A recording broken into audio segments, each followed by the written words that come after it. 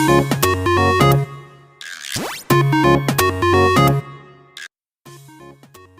bismillahirrahmanirrahim. Assalamualaikum warahmatullahi wabarakatuh. Nah, kembali lagi bersama Ibu. Gimana kabar Ananda semua di rumah? Sehat? Nah, alhamdulillah. Mudah-mudahan kita senantiasa dalam keadaan sehat walafiat. Amin. Nah, hari ini kita akan belajar tema 8, subtema 1, pembelajaran 4. Nah, namun sebelum kita memulai pembelajaran hari ini, Ibu ingin bertanya, kemarin kita sudah belajar apa? Coba di sini ada yang masih ingat? Ya, betul. Kemarin kita belajar tentang memperkirakan isi teks dari judul bacaannya. Kita sudah belajar tentang negara Singapura ya, dan kita belajar juga tentang hak dan kewajiban menjaga kebersihan. Nah, untuk hari ini Ananda semua akan mengetahui dan belajar tentang membandingkan perkiraan informasi sebelum dan sesudah membaca sebuah teks. Selain itu, Ananda juga akan belajar tentang hak dan kewajiban pelajar. Dan yang terakhir, akan belajar tentang kerjasama ASEAN di bidang politik dan ekonomi. Wah, pembelajaran hari ini akan sangat menarik, bukan? Tapi sebelum memulai, tentu alangkah baiknya kita berdoa terlebih dahulu. Nah, berdoa dimulai. Amin. Berdoa selesai. Mudah-mudahan pembelajaran kita senantiasa diberkahi oleh Allah Subhanahu wa taala dan ilmu yang kita dapat bisa bermanfaat untuk kita dalam kehidupan sehari-hari ya. Amin. Nah, oleh karena itu, Ananda semua silahkan simak video Ibu dan catat hal-hal pentingnya ya. Selamat belajar. Ya, silahkan Ananda buka bukunya pembelajaran 4 di halaman 29. Nah, sore hari Alan sedang membaca sebuah berita tentang sekolah untuk anak jalanan. Nah, kira-kira nih di sini menurut Ananda semua informasi apa saja sih yang terdapat dalam teks tersebut? Kita akan belajar memperkirakannya ya. Ananda silakan perkirakan tentang fakta-fakta yang akan didapat dari artikel tersebut. Selanjutnya pertanyaan yang aku miliki terkait judul artikel tersebut. Jadi kalian apabila ada pertanyaan silahkan juga tuliskan. Dan yang terakhir, pelajaran yang kira-kira akan aku dapatkan dari artikel yang kubaca. Silahkan Ananda tulis dalam format seperti berikut ya. Nah, sekarang kita saatnya membaca artikel yang dibaca oleh Alan. Artikel tersebut berjudul Sekolah Anak Jalanan. Republika.co.id. Usia mereka boleh jadi tidak lebih dari 10 tahun. Namun kulit mereka telah melegam terpanggang. Telapak kaki mereka mengeras dan terkelupas. Bermodalkan sandal jepit yang menipis, mereka melompat dari satu bus ke bus lain, dari satu angkot ke angkot berikut. Dengan menadahkan tangan seraya menyuguhkan wajah iba, mereka berharap mendapat sekeping 500 atau syukur-syukur selembar 2000. Mereka inilah yang sejak kecil telah berpredikat sebagai anak jalanan. Di usia dini, mereka telah melakoni profesinya masing-masing. Ada yang mengamen, memulung, hingga menyemir sepatu. Tidak inginkah mereka menikmati masa kecil dan belajar seperti anak-anak yang lain? Nah, jauh dari ingar-bingar jalan raya dan tersembunyi di kawasan Pelumpang, Rawabadak, Jakarta Utara, anak-anak jalanan itu ternyata bersekolah. Salah satu lembaga sekolah yang peduli terhadap nasib anak jalanan dan anak kurang mampu adalah Yayasan Himata. Di yayasan ini, 400 lebih anak jalanan mengenyam pendidikan secara cuma-cuma. Nah, menurut Sarkono, Ketua Yayasan Himata, yayasan terbentuk sejak tahun 2000 dan merupakan lembaga sosial masyarakat yang bersifat independen dan nirlaba. Nah, pada 2004, Pusat Kegiatan Belajar Masyarakat Himata yang terletak di tengah lingkungan masyarakat kumuh disahkan. Nah, PKBM Himata hampir serupa dengan sekolah formal. Tak hanya dari seragam, jam belajar pun hampir sama dengan format sekolah formal kebanyakan dan berlangsung selama 5 hari dalam seminggu. Karena PKBM Himata hampir sama dengan sekolah formal, mereka membutuhkan pengajar yang tetap, tidak hanya sukarelawan. Saat ini PKBM Himata memiliki sekitar 30 pengajar tetap dengan bayaran tak lebih dari 300.000. Jauh dari kata sejahtera ya. Namun mendapatkan bayaran bukanlah tujuan utama menjadi pengajar di sini. Muhammad Anwar misalnya, ia mengaku mau menjadi pengajar selama lebih dari 10 tahun karena tuntutan hati nurani untuk memberi ilmu kepada anak bangsa. Nah, mengajar anak jalanan itu susah-susah gampang. Kalau didasari keikhlasan, bukan orientasi mengajarnya karena materi, istilah susah itu nggak ada, ujar Muhammad Anwar, guru mata pelajaran sosiologi dan pendidikan agama Islam. Secara fisik, bangunan PKBM Himata memang memenuhi syarat, namun nasib pengajar masih kurang diperhatikan dari donatur. Kita ini manusiawi, memang perasaan itu ada, namun sumber rezeki tidak hanya di sini saja, tapi di luar masih ada. Yang penting terus tawakal, kata dia. Nah, setelah kalian membaca artikel tersebut, coba dari perkiraan kalian tadi, kira-kira setelah membaca informasi apa sih yang didapat? Nah, tuliskan dengan format yang sama seperti tadi ya. Nah, dari artikel tersebut kita menjadi tahu bahwa ada orang-orang yang bekerja keras supaya banyak anak jalanan yang mendapatkan pendidikan ya. Nah, bersyukurnya kita karena kita sudah mampu mengenyam pendidikan tanpa susah payah mencari uang di jalanan seperti cerita tadi ya. Nah, jadi kalian sebagai pelajar tentu agar perjuangan orang-orang yang membantu kita dalam mencari ilmu itu tidak sia-sia dan ilmu yang kita dapat pun bisa bermanfaat untuk kita kelak, tentu ada beberapa kewajiban kalian sebagai pelajar yang harus kalian tunaikan. Nah, di sini Ibu akan mengajak kalian untuk berlatih menuliskan kewajiban kalian sebagai pelajar. Nah, kalian silahkan buka bukunya di halaman 32. Di sini ada bagan tentang 5 kewajiban sebagai seorang pelajar. Nah, ibarat kewajiban itu adalah janji, coba Ananda tuliskan 5 janji tersebut sesuai dengan format yang tadi. Ya. Nah, jadi kewajiban kalian sebagai pelajar itu apa saja sih? Silahkan tuliskan 5. Ya. Nah, setelah kalian selesai menuliskan 5 kewajiban, Ibu ada pertanyaan nih. Yang pertama, jelaskan mengapa kamu memilih janji tersebut. Nah, apakah janji itu akan memberi manfaat bagi keberhasilan pendidikanmu? Coba kenapa sih kalian memilih 5 janji tersebut? Apa manfaatnya untuk keberhasilan pendidikan kalian? Nah, pertanyaan kedua, apakah kewajiban yang kamu tulis merupakan hal yang harus kamu lakukan? Coba jelaskan jawabanmu juga ya.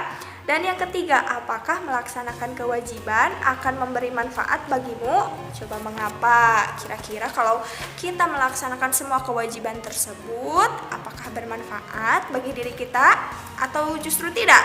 Nah, silakan tuliskan jawabannya. Dan yang terakhir, pertanyaan keempat yaitu, apa yang kamu simpulkan dari kegiatan ini? Nilai apa yang kamu peroleh dari kegiatan ini? Jadi setelah kalian menuliskan 5 kewajiban, manfaatnya bagi kalian apa ya? Atau hanya ditulis atau kalian menjadi termotivasi untuk melaksanakan kewajiban-kewajiban itu? Silahkan tuliskan jawabannya ya. Nah, apabila sudah, kita akan melanjutkan ke kegiatan mengamati. Kalian masih ingat tidak tentang negara Singapura yang sudah kita bahas di pembelajaran kemarin? Nah, hari ini kita juga akan membahas tentang negara tetangga. ya. Kalau kemarin Singapura, hari ini kita akan membahas tentang negara Thailand dan Vietnam. Nah, Ananda silahkan amati peta Thailand dan Vietnam. Nah, di sini ada teks mengenai kondisi negara Thailand. Kita baca bersama-sama ya. Wilayah geografis Thailand dapat dibedakan menjadi 4 wilayah, yaitu daratan rendah, pegunungan kapur, dan tanah genting kra. Bagian utara dan barat wilayah Thailand merupakan pegunungan. Pohon jati banyak tumbuh di pegunungan utara. Bagian tengah wilayah Thailand berupa dataran rendah. Sungai utama di Thailand adalah Sungai Khao Phraya, Sungai Chi, dan Sungai Mun. Negara Thailand beriklim tropis. Nah, di sini yang pertama, dataran rendah berada di bagian tengah. Daerah ini dialiri Sungai Khao Phraya yang mengalir ke Teluk Thailand. Daerah ini merupakan daerah yang subur. Nah, yang kedua, di daerah pegunungan berada di bagian utara dan barat. Gunung tertinggi adalah Gunung Doi Itanon yang tingginya itu 2.576 meter di atas permukaan laut. Nah, yang ketiga, pegunungan kapur berada di bagian timur yang disebut pegunungan plato. Nah, dan yang terakhir di tanah genting kra yang memanjang semenanjung Thailand berada di bagian selatan. Nah, adapun ibu kota di Thailand itu yaitu Bangkok. Nah, luas wilayahnya sekitar 513.115 km persegi. Kelompok etnis terbesarnya itu Thai, Tionghoa, dan Melayu. Nah, bahasanya Thai, lagu kebangsaannya Peng Chart Thai, agamanya Buddha, pemerintahannya kerajaan, kepala negaranya seorang raja, kepala pemerintahannya Perdana Menteri, satuan mata uangnya itu Baht. Ya, batas negaranya sebelah utara berbatasan dengan Laos, sebelah timurnya dengan Kamboja, sebelah selatan dengan Malaysia, sebelah barat dan barat daya berbatasan dengan Myanmar dan Laut Andaman. Nah, dari informasi yang kamu dapat tersebut, silahkan kalian, Ananda semua buat peta pikirannya tentang negara Thailand ya, di kolom berikut ya. Nah, negara Thailand itu memiliki kondisi alam yang berbeda dengan negara Singapura. Nah, coba bagaimana dengan negara lainnya ya? Apakah sama? Nah, kita akan bahas selanjutnya yaitu negara tetangga kita yakni Vietnam. Oke, luas Vietnam kurang lebih 331.210 km persegi.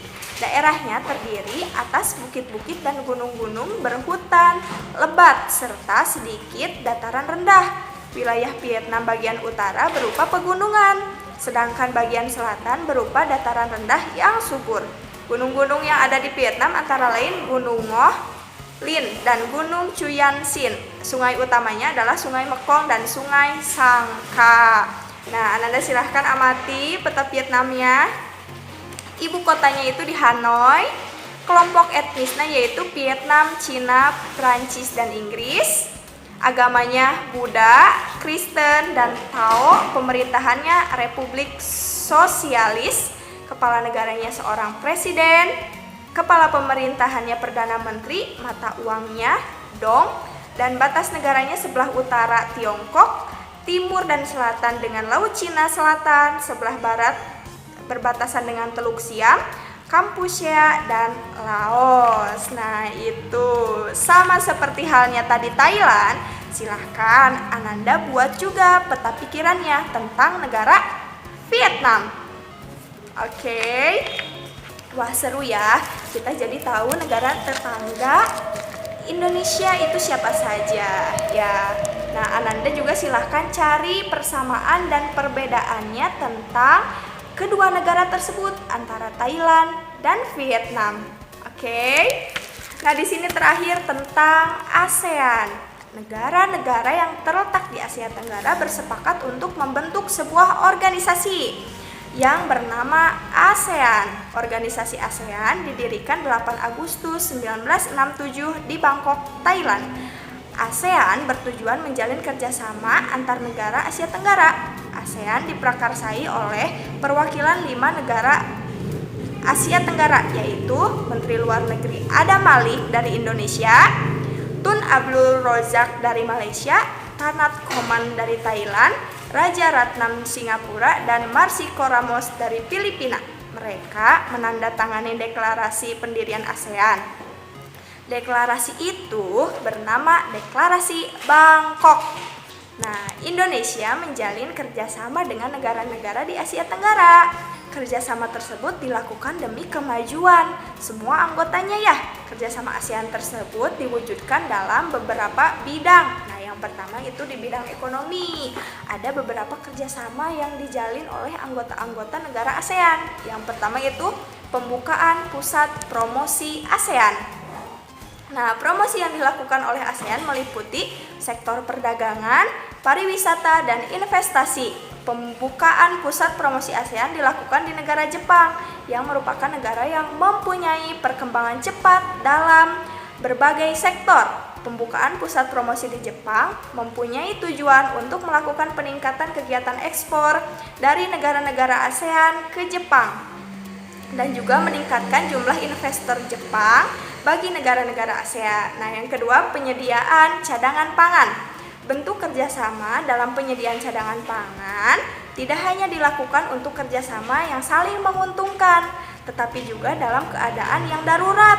Misalnya, ketika salah satu negara ASEAN mengalami krisis pangan karena bencana, negara lain siap menyuplai cadangan pangan untuk negara tersebut. Nah, yang ketiga itu ada penyelenggaraan proyek industri. Beberapa proyek industri ASEAN yaitu ASEAN Aceh Fertilizer Project, yaitu pabrik pupuh di Aceh ya. Yang kedua, ASEAN Urea Project, pabrik pupuk di Malaysia. Yang ketiga, ASEAN Copper Fabrication Project, yaitu pabrik tembaga di Filipina. ASEAN Vaksin Project yang merupakan vaksin di Singapura, dan yang terakhir Rock Salt Soda Ash Project yang memproduksi abu soda di Thailand. Dan yang keempat ada kawasan perdagangan bebas. Kawasan perdagangan bebas ASEAN atau AFTA, ASEAN Free Trade Area, merupakan bentuk kerjasama negara-negara ASEAN di bidang ekonomi. AFTA bertujuan memajukan sektor produksi lokal yang ada di seluruh negara ASEAN. Ya, dan yang kelima itu ada Koperasi ASEAN. Koperasi ASEAN atau ASEAN Corporate Organization merupakan salah satu bentuk kerjasama negara-negara ASEAN dalam bidang ekonomi. Dalam tujuannya, Koperasi ASEAN mempunyai keinginan untuk mengokohkan organisasinya sebagai sebuah gerakan koperasi yang menopang perekonomian di Asia Tenggara. Nah, itu adalah contoh kerjasama negara ASEAN dalam bidang ekonomi ya. Nah, sekarang ada kerjasama ASEAN di bidang politik. Yang pertama itu ada Defense Minister Meeting atau biasa disingkat dengan ADMM. Adalah bentuk kerjasama di bidang politik yang merupakan pertemuan rutin Menteri Keamanan negara-negara anggota ASEAN.